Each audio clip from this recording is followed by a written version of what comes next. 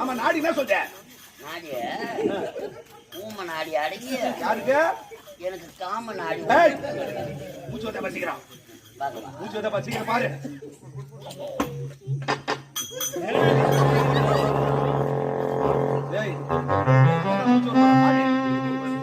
அங்கேடா மூச்சு வரும்.